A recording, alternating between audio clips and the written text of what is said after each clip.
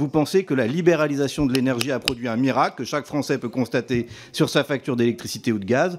Nous pensons qu'elle a produit un désastre et qu'il est temps d'y mettre fin. Depuis que l'électricité est une marchandise échangée dans un cadre de concurrence sur un marché, les prix ont été multipliés par 2 et tout le monde peut s'accorder sur le fait que c'est insoutenable, évidemment pour nos entreprises qui doivent investir pour décarboner, mais aussi évidemment pour les ménages qui sont de plus en plus confrontés à des difficultés, des impayés, des réductions de débit ou des coupures lorsqu'il s'agit d'autres types d'énergie que l'électricité.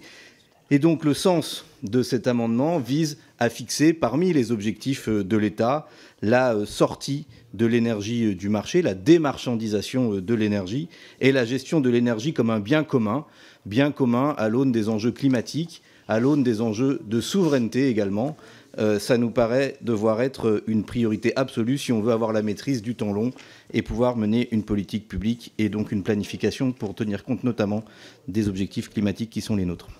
Vous avez organisé l'impuissance publique en matière d'énergie. Et nous voulons reconstruire la puissance publique en matière d'énergie. Il s'agit d'inscrire l'objectif de la transformation d'EDF en établissement public à caractère industriel et commercial, en EPIC, et ne pas se satisfaire du simple rachat de 100% du capital, tout en maintenant l'entreprise sous forme d'une société anonyme.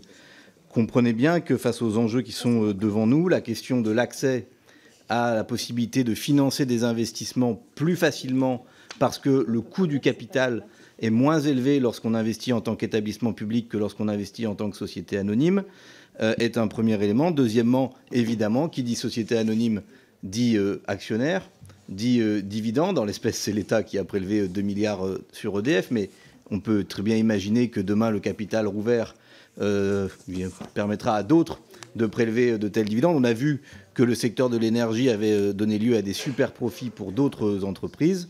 Donc clairement, il nous semble que pour notre part, EDF doit redevenir un établissement public et cesser d'être une société anonyme.